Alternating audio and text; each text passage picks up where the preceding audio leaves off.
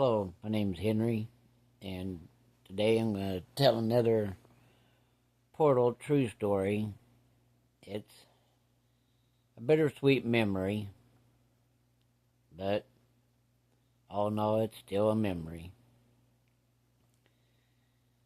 Back in the early 80s,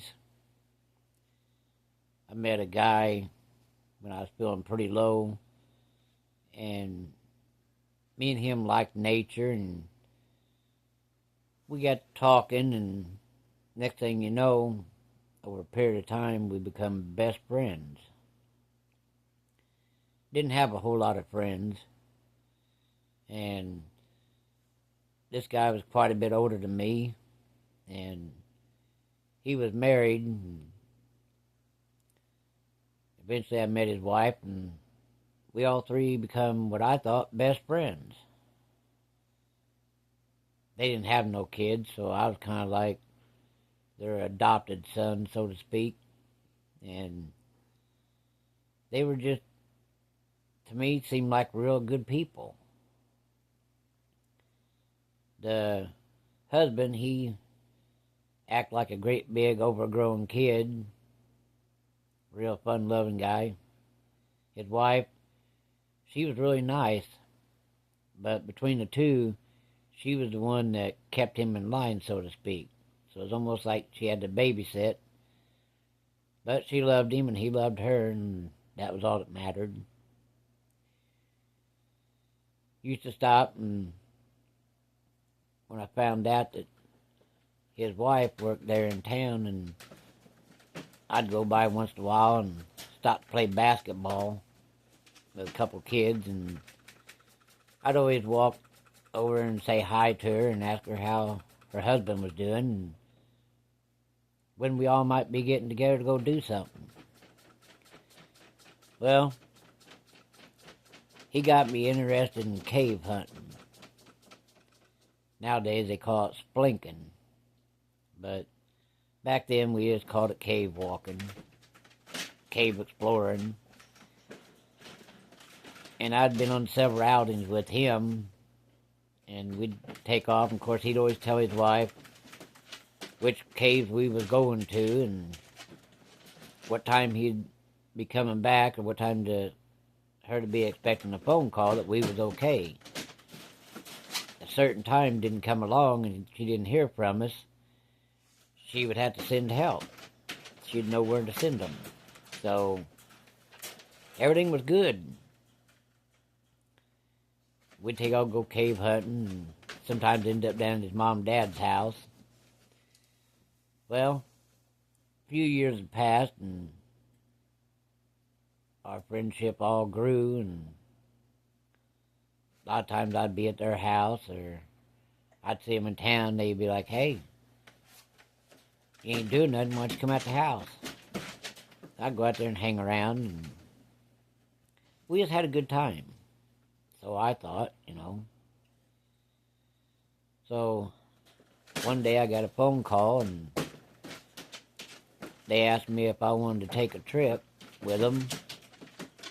I said, "Well, how long are we talking?" They said, "Oh, it'd just be an all-day trip. About a half a day up and see the sights, and then half a day back." I was like, "Sure." I said, "I ain't rich." That's all, you don't got to worry about nothing. Okay, I'll go. So they set a time and a day, and I made sure I didn't have nothing to do. We took off and headed up to a little river town called Hannibal, Missouri. Now, I never told them much about my background, about some of the things I've been into and experiments I'd been in, and I just kind of kept that to myself because I didn't want to scare them away.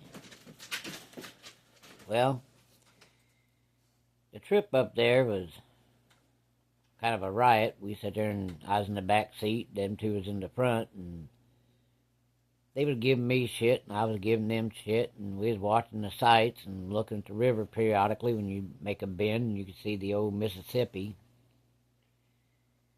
So finally, After several hours driving, we got up there to Hannibal, and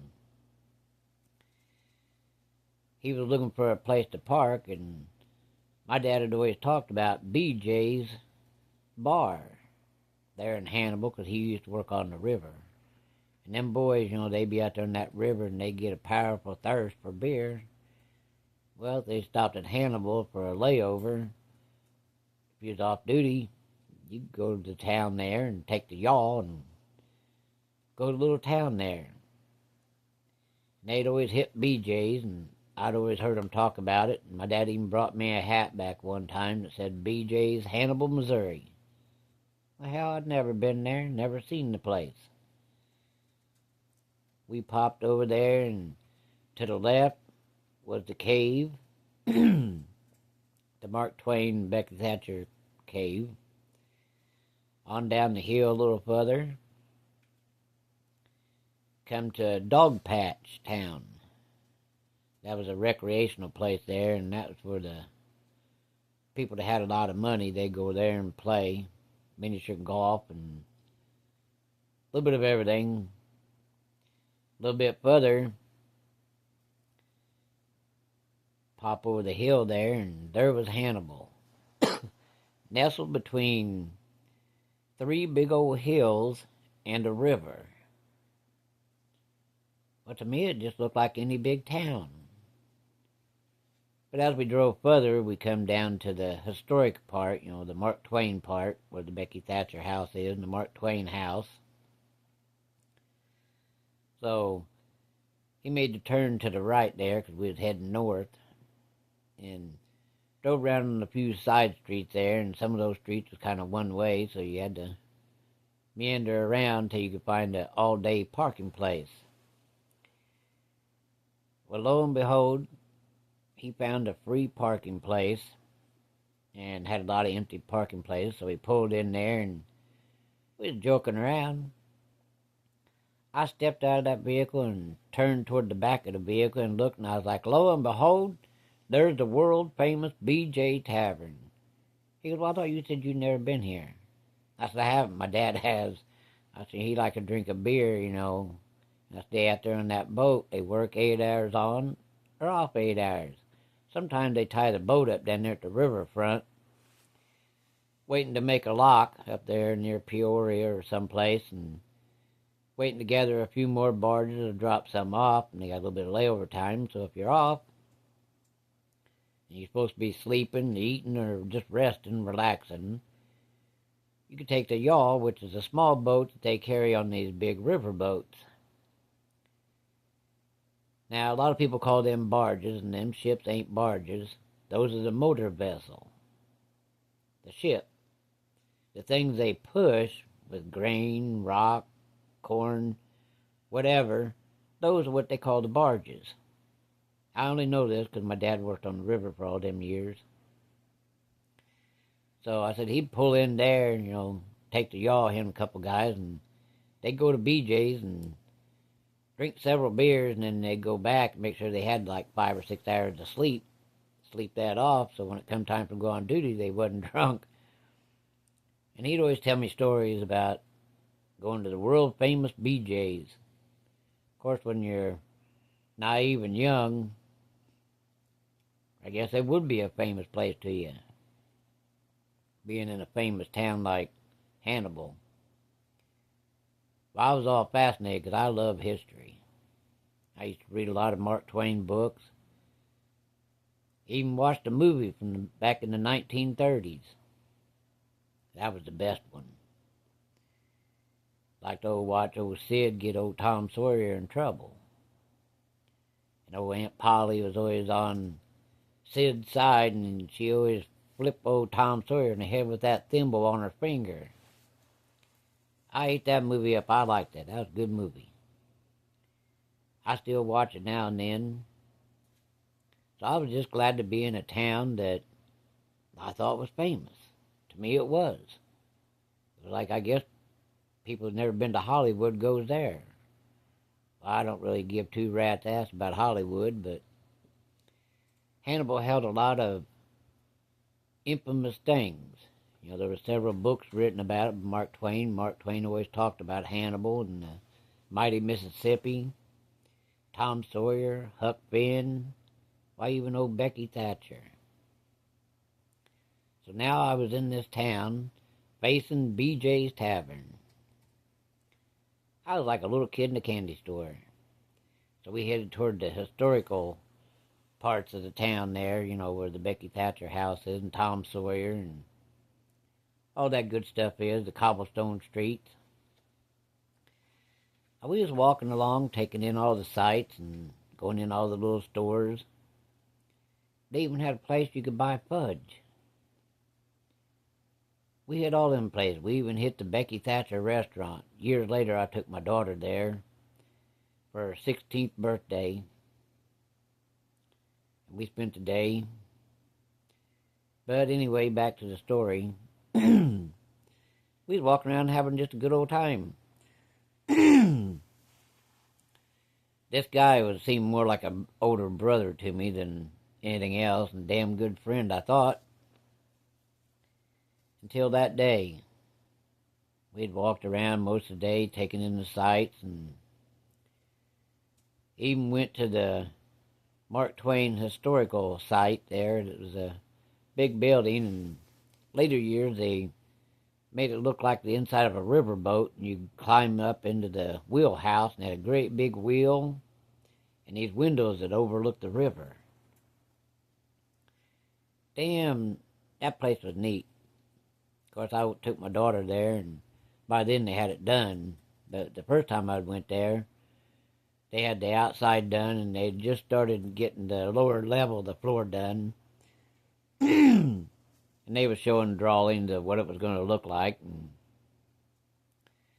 so we left there and headed north upriver, walking up the street. And there was a sign back then. Now they got statues of Tom Sawyer and Huckleberry Finn heading up Cardiff Hill, which if you read the Tom Sawyer books, you'd know what I'm talking about. For those of you that live there, automatically you know what I'm talking about. But I'll give you a little rundown for those that don't know. Cardiff Hill, during the Tom Sawyer books, is where Tom Sawyer and Huckleberry Finn was going to take these dead cats in a sack. And they was going to go up there and offer up them dead cats to get rid of the warts on their fingers. Them boys thought, you know, of course, back in those days, they thought they handled too many frogs, and the frogs peed on them, give them warts. That's what the old folks told them, and they believed it. They was going to take a cat up there and get rid of that. Well, in the meantime, there's a cemetery up there in Cardiff Hill. Now there's a big Tom Sawyer cemetery up there, and on up in that cemetery in the very end, back toward the river there over top the tracks, there's a Mark Twain statue there. Great big huge statue. And if you look at him, in the books it talks about this here island. Well, that's from the Tom Sawyer and Huckleberry Finn books. He's facing that island.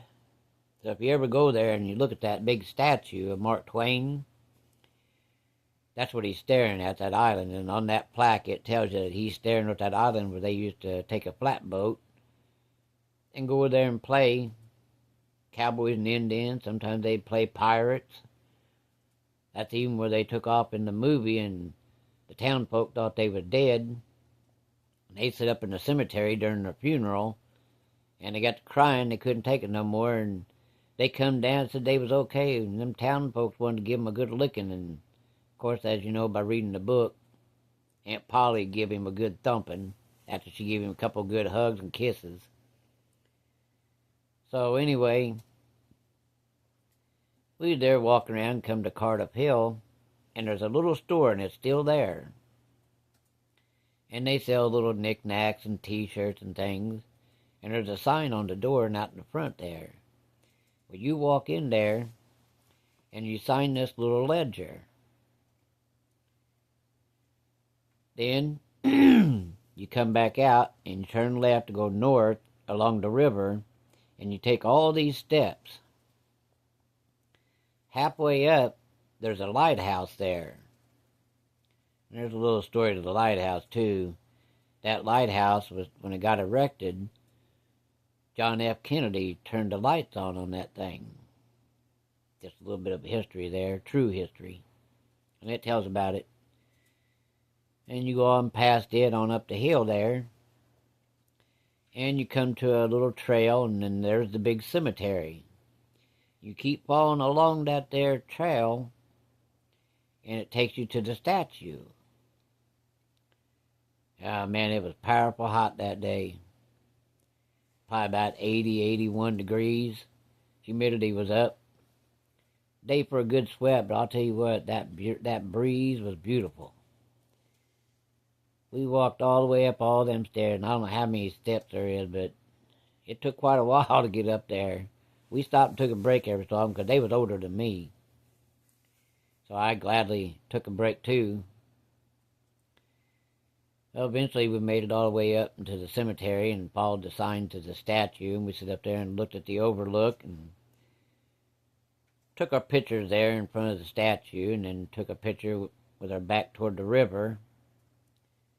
And of course we sat there, me and the guy, I won't mention his name, and here come a train. He goes, I wonder what would happen if you spit over the rail there, if you could actually hit the train, or if it just bounced off the bluff. I said, I don't know. I said, you want to give it a whirl and see? And all of a sudden his wife spoke up and she goes, you two are like two kids. Get away from the handrail and don't nobody be spitting. Don't be throwing no chewing gum over there or any pebbles. So we kind of laughed and moved away from there. We really wasn't going to do it, but it was just fun watching her reaction. So we head back down all them stairs. Luckily it was a good breeze and pretty shady, but it was still warm. Thank God for the breeze. So we was starting to cool off as we get toward the bottom, but when you get down there toward the bottom where the statues are now, Tom Sawyer and Huckleberry Finn heading up Cardiff Hill, the breeze kind of dies down because of all the pavement and whatnot. So going back to how we wrote our name in that ledger, when you get down to the bottom of that hill, turn to your right, and there's that little store thing there where they sell knickknacks and t-shirts. You go in there, and you sign your name again, and you get a free soda. So it was kind of an incentive to get you to go walk up there instead of driving up there. Fine with me. I didn't mind a little exercise. Got a good view up there and see some things that most people don't get to see. Most people probably don't care to see it, but me, I was fascinated as hell with it. So we come down and they asked me, said, you want to see Cardiff Mansion? Yeah. I said, that was also in some of the writings of Mark Twain. So we go there, and I thought we were just going to drive up there and look at the outside of it, maybe walk around the grounds. No, they had her opened up. So we bought tickets, and they took us on a long tour of that place, give us the whole history about it, and it was really fascinating. I loved them old antebellum homes. And they told the story, and of course, I forgot how many rooms it is, but it's like a 3-hour tour. And you start down in the ground level, and then you go down into the basement first, and then you work your way up to the top. But at the very tip top, there's what they call a widow's peak. It's all glass. You can see all the way around you, 360 degrees. The guy that had the house built there for his family was a big logging tycoon. Back in those days, 1800s, they didn't haul them by rail or flatboat. They would hook all them logs together with ropes, and they'd get on them like they was a barge with a big paddle and several guys, and they'd float them down the river, where then they'd be milled and turned into lumber. And this guy would go up there, and when he wasn't working, He'd go up there and watch his logs go down the river with all these people on them. I guess he was counting his dollars. Every log he's counting dollars. Personally, it was just a good view. If it had been me, I'd have been up there all the time sitting, watching people. Well, I might have even had a big old spyglass just to look, watch the people down there. I like to watch people. People fascinate the hell out of me. So, we sitting up there looking out, and of course it ain't a very big spot, so only 2 people at a time can go up there. So, I went up with this other person that I didn't even know. That way, the people that I was with, the husband and wife, they could go up there, stand together and maybe steal a kiss, who knows? So I waited for them, and we worked our way back down to the house with the rest of the group. Got outside and was standing out there underneath one of them big old oak trees talking and waiting for some of the cars to leave because we got kind of blocked in. No big deal. We had all day. So we decided to leave from there, and we was getting powerful hungry, so we was going to stop at the Becky Thatcher Inn. Real nice place to eat. Dude, when you order a hamburger, fries, and a soda, or a hamburger, fries, and a soda with onion rings, there ain't no way one person can eat it all. Why, them hamburgers is big as a saucer. And they're thick hamburgers. They ain't them little bitty McDonald's flimsy floundy things you can read a newspaper through. These are the real deal, 100% beef. So I didn't know. They ordered their food, and then I ordered a hamburger and onion rings and a tall Coke. That lady looked at me and she goes, "You got a big stomach?" Like, I don't know, I guess fair, why? She goes, "Do you even realize how big that hamburger's going to be when you get it? And all that food?" Like, "I'll make a hell of a dent in it." She goes, "Well, before you leave, I'll grab a doggy bag." I'm like, okay. They brought this plate out, I kid you not. I'd never seen a dinner plate that damn big. The hamburger was in the center. The onion rings was all the way around it. Then the garnishments was in a little styrofoam thing, like, your lettuce, tomato, onion, and this plate was, heaped up. It was huge. I'd never seen a damn plate that big. I almost made me want to ask where they got a plate that big. But I was just sitting there staring at it. I was amazed. Well, I'd never seen a hamburger that damn big. You swear him down that cow just run up there and died on the plate. Man, I tied into that because I was hungry as hell. And of course, in between bites and chewing, lip smacking, we was all 3 harassing each other. But a couple bites of that hamburger and them onion rings, dude, that was the best hamburger and onion rings I'd had in years. I was savoring every moment of that. The people there were real friendly. And this guy I was with, his wife got up to go to the bathroom, and he leaned over and he goes, I would give anything if we could go back and just see what this place looked like back during Samuel Clemens' days.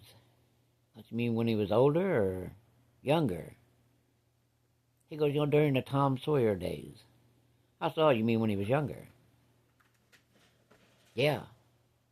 Well, I should have used my brains that day and not done nothing, just agreed with him and went on. But I'd told him a lot of things, and he'd always just kind of laughed it off and kept my secrets. So his wife comes out, and we get our to-go bags, and they call them doggy bags, but whatever. We head back to put our food in the cooler in the car. All the way back, he'd lean over, "Man, I sure wish I could come back here back during the 1800s. I'd listened to it quite a while. And finally, he said it one more time by the time we got to the car. And I said, do you think we'd even recognize the place? I said, do you ever stop and think about how much it would look different than it does today? He goes, I don't care, I'd just like to see it. So, we got in the car and drove up to overlook the town up there, what they call Lover's Leap. And he was still going on about it. So, we sit up there and then we read the story about the two lovers, the Indian brave and the maiden that jumped off the cliff there. And we got done, we drove back into town and went to see the old jail and a few other things. And he just kept on about it. So finally I told him, I said, well, let me ask you a question. If I could give you that wish, would it scare you to death? Would you still be my friend? Oh, he said, man, he said, I would give anything. Okay. We'll still be friends afterwards? Well, yeah. Okay. I'll trust you. But we're still going to be friends. Yeah. Okay. I said, let's drive up to the old cemetery up there on top of the hill there, to the Mark Twain statue. I said, but right when we get to where the statue is, as long as there ain't nobody there, I'll open a portal. He goes, get the hell out of here. I said, do you trust me or not? I said, I ain't got no money to bet you. I said, I'll tell you what I will do. If I can't open a portal and take you back there, whatever crappy jobs you don't want to do around your house, I'll come and do for 1 month. But if I open the portal and prove to you, then we still get to be friends, right? Well, yeah, I ain't going to dump you for something like that, even though I know you can't do it. Okay, so we shook hands on it. His wife's like, what the hell are you guys shaking hands about? I said, you'll find out. So we get up there and stop, and we're watching. Eventually, there ain't no people standing around. I said, okay, let's head back to town. It's getting toward the evening. We headed back down there, and wasn't no cars. So I told him, I said, stop right here. And it was still on the hillside there, and we was overlooking the town down there, the historical part. Houses were a lot further apart. BJ's wasn't there no more. This place wasn't there. Looked a whole lot different. And there's a whole bunch of what looked like slaves down there, loading and unloading these big boats, big paddle wheels. There wasn't no big river boats no more, just paddle wheels lined up. People rolling kegs of nails and kegs of pickles and kegs of beer, too. Town didn't look the same. So he goes, am I seeing things? I said, no. You want to look back in time? There you go. I said, we can't drive down there, though. Because we're sitting up here by the cemetery. You can only look down there because there ain't a road that goes down there. It's only a wagon trail, and your vehicle won't make it. His wife kept her mouth shut for a little bit. She was awestruck. No vehicles nowhere, just the one we was sitting in. There's all these horses and buggies. Little kids riding Shetland ponies. Some of them riding these big funny-looking bikes, had a big front wheel and a little tiny back wheel. I don't even know how they got on them. Looked like it's probably about 6-7 foot off the ground. But they were sure as hell riding them, pedaling them down the damn street. Dirt street. My buddy said, looked over and he was like, I think my wife's scared to death. I said, what about you? He goes, I'm kind of in shock. He said, how in the hell did you do that? I said, I opened up a portal and you drove through it. He goes, can you get us back? Yeah. No problem. I said, you got to turn around and drive back up to the statue. So his wife just sitting there. Not saying a word. I'm like, my God, she's got to say something. He turns the vehicle around and we go back up the gravel road and come out of this little bit of a fog. There's a big statue. He's like, are we out of it? I said, yeah. Look around. See all the cars now? He goes, but there's only one way in and one way out. I said, I shut the portal. His wife all of a sudden got out of the car. She blew a gasket. What in the hell is wrong with you, Henry? What do you mean, what the hell's wrong with me? Your husband kept bugging me, wanting me to let him see back in time, so he said we'd be friends no matter what. She gonna use some kind of goddamn monster or what? No. I said, I ain't quite human like you. I said, I don't know what all they put in that damn milkshake, but I was born like this. Well, this is just right down just weird. I suppose don't change who I am just because I know a few things you don't. So she told her husband, she said, I'm getting back in the car. This trip is over with. And she goes, you're going to have to give us a few days to think this over because we had no clue and we still don't know what you are. Well, that kind of hurt my feelings a little bit. That's why I'm still the same person you guys always knew, just got a few quirks. I said, I came up the way I was born. I was just trying to do your husband a favor. So the ride home was pretty quiet. Nobody wasn't saying a word. I was still watching the sights. So we got back to my house and they didn't say a word. I got out and I tried to say goodbye and they mumbled something back, but I didn't realize I scared the shit out of them. Hell, if I'd known it, I wouldn't have done it. So, several weeks passed and hadn't heard nothing out of them. One day I got a phone call. Wanted to know if I want to come over and go fishing.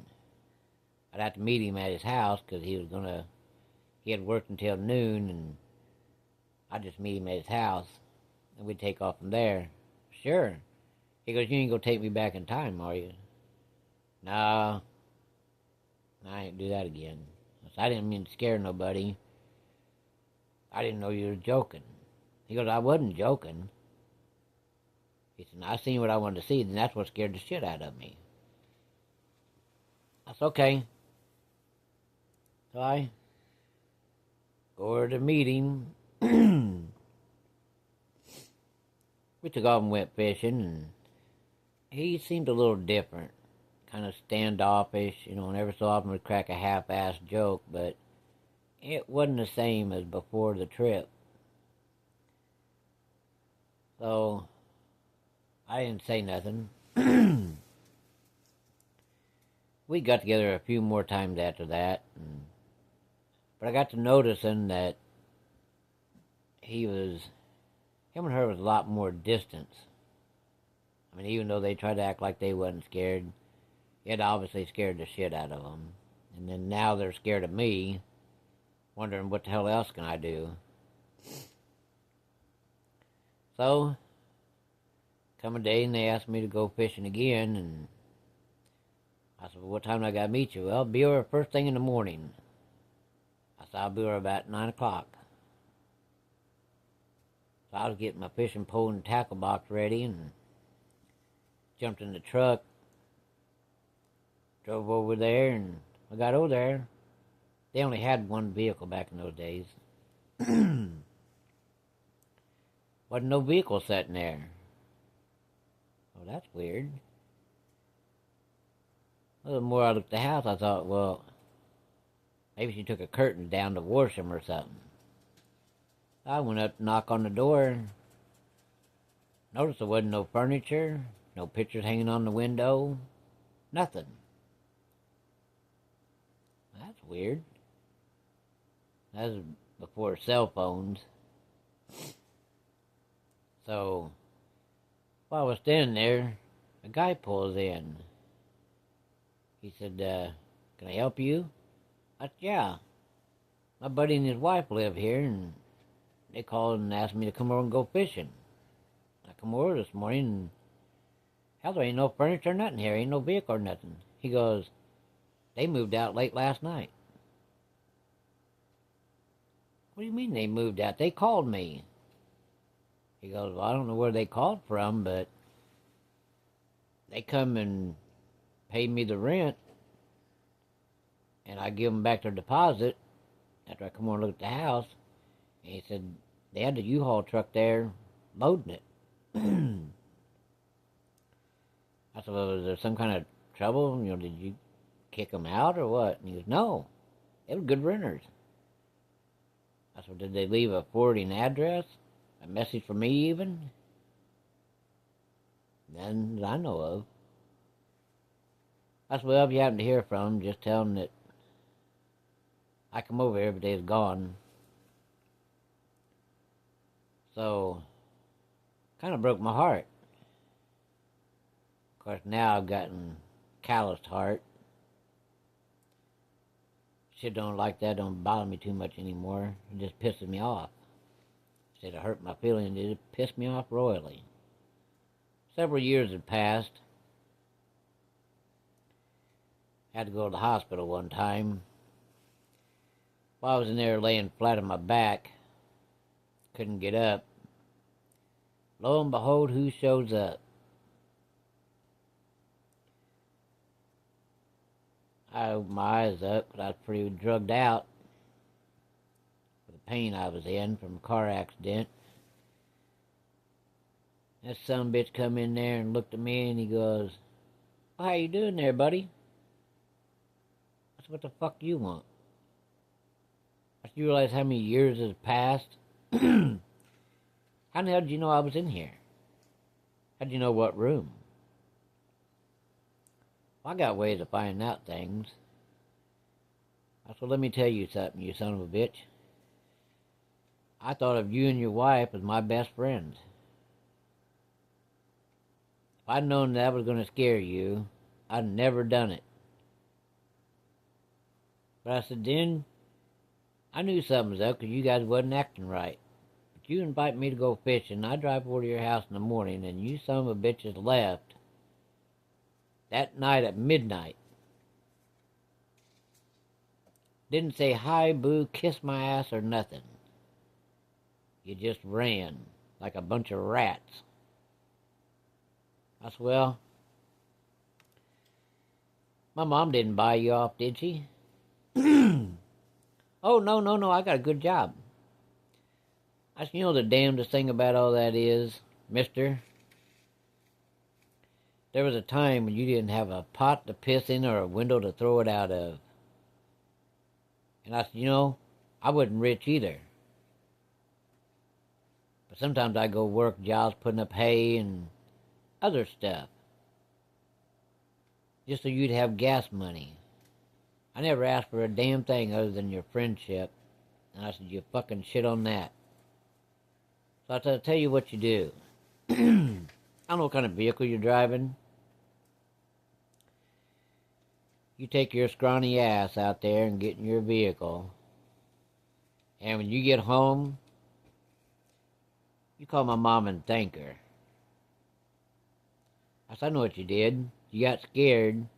My mom bought you out to stay the fuck away from me and got you a good job.